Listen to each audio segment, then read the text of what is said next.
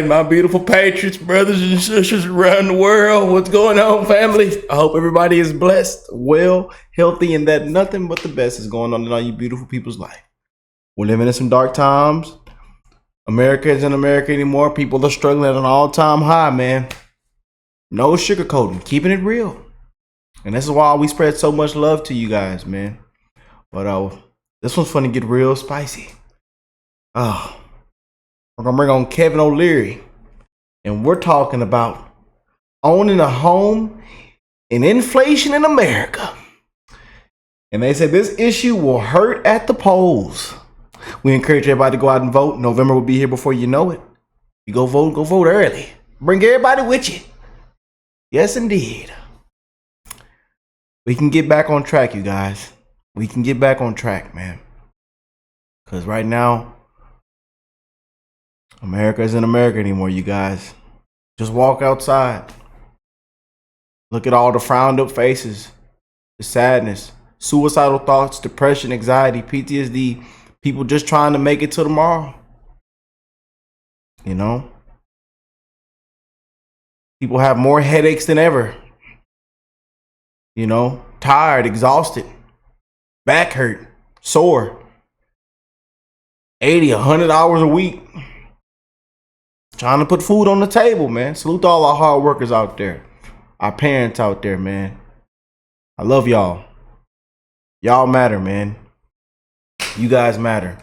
And we're going to continue to spread the love. But let's jump into this clip, y'all. And y'all know I'm going to always keep it real with y'all, man. But besides all the humor, the jokes, and all the laughing, we're going to keep it real, man. For real. We're going to keep it real. Yes, indeed. Let's check this out. Welcome back to Sunday Night in America. The dream of owning a home may not be dead, but you might drop dead when you see the price of a new house. Damn. Especially for young people starting out. It's dying because people aren't interested in the American dream anymore. It's too expensive. We've got ours, but our kids and our grandkids can't afford homes. A car. Wow. And I want y'all to, again, we talk about this a lot on the channel, and y'all know I always keep it real. And the reason why I spread so much love and why I want this to be out there, because again, millions are dying chasing the American dream. We're dropping out like flies, y'all. And I watched my dad go to work and he died, man. My dad died on the way to work, y'all. A lot of you guys know the story. A lot of y'all know, you know. And this is why I also encourage you guys to take care of yourself. I know you're working hard, doing this and that, trying to make sure you can support your family. But take care of yourself. You know, you come first. Remember that.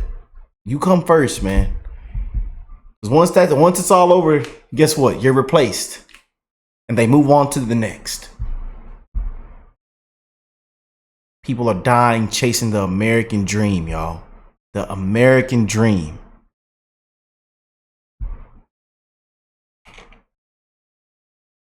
Go back, make sure y'all can hear. And I love how we're talking to beautiful people, man, and letting this let this be heard. You know, I love when we go out in the public and you get just real people keeping it real. Our kids and our grandkids can't afford homes. A car costs what my parents bought a house for. What we wanted when we were young, it's not something really our kids can afford. So the question is why? Is it a lack of inventory, or has inflation hit the housing market more dramatically than other sectors? By the way, how can both sides really run on the economy this November? Republicans cite inflation. Democrats say the stock market hit record highs. So who's right? Who's right? And the Trump tax cuts are set to expire. The top marginal rate's around 37%, but that does not include state, local, or sales taxes. God asked for 10%. How much is enough for government? Here to make sense of this is famed investor and O'Leary Ventures chairman, Mr. Kevin O'Leary. Welcome, sir. Thank you for joining us. Let's start with housing. What do you think is driving up the cost of buying a home? And if you can scrape together the money or get a loan, is real estate, in your judgment, still a good investment? Well, real estate's always been a good investment for 200 years. I mean, that's proven out over history. But what's changed the cost of housing is the rapid increase 2 years ago in interest rates. And the anticipation was that rates would come down. In fact, only 12 months ago, we were thinking 7 rate cuts, of which none have appeared, because inflation remains rampant. We're still north of 3%. So housing is adjusted based on very simple equation to interest rates, and they're high or higher than they were. So mortgages are that 7, 8, 9% depending on your economic status, and that's a lot more than 3.5% 4 years ago. So that's why housing costs have basically gone up 30, 40%. And it's really hard to see that change. I'm not sure that's going to change at all. And then we had this weird outcome of the pandemic where people started moving away from metropolitan areas into areas, more where they wanted to live and get better schools and everything else. And the prices of those houses in rural regions went way through the roof. It's a new America. It's a digitized America, and housing's more expensive. All right, speaking of America, we have an election coming up. I guess early voting starts pretty soon. It is rare to see both parties running on the same issue. But Democrats cite jobs numbers and the market hitting 40,000, and Republicans cite inflation and just general sense that all is not well and the market may be on a sugar high. So, I mean, which side has the more compelling argument when it comes to the economy? Look at that right there. Look at that.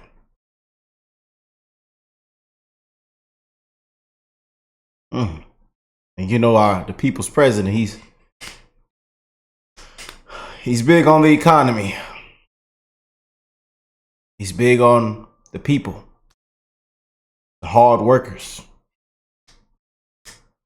tax cuts.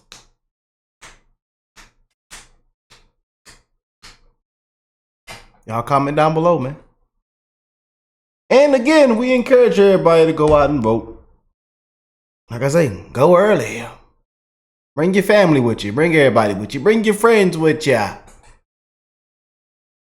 These next 5 months, man, things are finna get very, very spicy. Spicier, because it's already been getting spicy.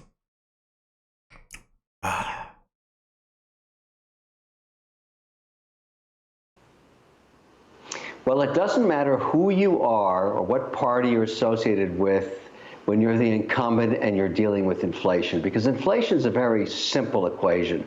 There's 3 aspects to inflation that really hurt you at the voting poll, and here's what it is. It's energy on transportation, so that's oil and gas. It's housing, which we just talked about, and then it's food. Now, it's protein, chicken, fish, steak. Those are the ones that have not gone down in value since the pandemic. They're up 30, 38%.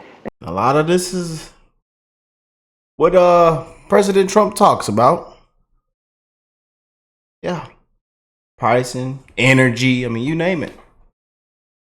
And he's been talking about these topics for what we've seen at almost every recent interview, rally. Yeah.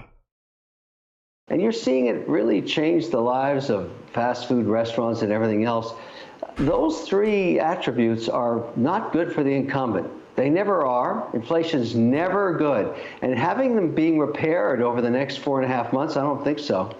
So we've got, inflation sort of north of 3% when the Fed says it has to be 2. That's their mandate. But it's really sticky in food prices.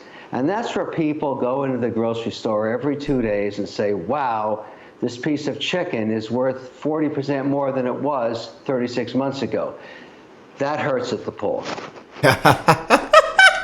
All right, if a future president were to call you and say, look, Kevin, we cannot ever tax our way out of this deficit. There has to be a reduction in spending, but neither side wants to talk about that. What is the right kind of mix of more revenue versus spending cuts, or should we just abandon this notion of a balanced budget? Is that just kind of a fool's goal to have, that we're going to have a balanced budget in mine and your lifetime?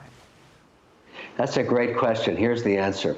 1974, 1975, I'm going to give you an example of 2 countries that solved this problem. Canada was one.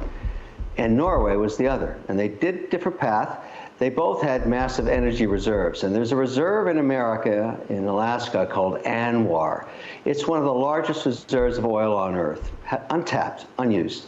And so what the Canadians did is they put a royalty on it, same time as the Norwegians did. But the Norwegians put into their law that all the royalties, they charged a royalty per barrel. Every dollar of that had to be spent reducing deficit. The Canadians didn't do that. They let the government spend it any way they wanted to, and of course governments waste money and they just squandered their wealth. But if you look today at what Canada has versus Norway, Canada is one of the highest in debt per capita nations on earth, but Norway, they're winners. ANWR for America is what's going to solve this problem. Oh, Kevin, he went deep in his bag with that one, y'all. He went to digging deep in that bag right there. All the way back to 1970. Mr. Kevin O'Leary taking us to econ class. I wish I'd had you in college. I probably would have a little better portfolio than what I have right now. So thank you for joining. Oh, man. But what do y'all think of that, man? Comment down below. And again, man, people are struggling at an all-time high, you guys. And we want that to be known. And we want to keep spreading the love to one another, man. You never know what somebody's going through, what they're battling today's time, man. You know? And again, we encourage everybody to go vote. VOTE. Get up off your and go vote. Simple as that, man. Simple as that. But a lot of things we're talking about. President Trump actually wants to put first and actually cares, man. The people's president, y'all. You know, a lot of serious things that are going on right now. And we are declining. America isn't America anymore, man. Oh, boy. The Biden economics. I tell you, something, y'all. Oh, boy. But I love you guys. I'm wishing the best in all you guys' life. And not only just you guys' life, but your kids' life. The future, the youth, the next generation, man. We say it a lot because that's what I mean. Y'all drop a like. Let me know how y'all feel about this in the comment section. And hey, I will catch you beautiful people in the next one, man. Peace and love, y'all.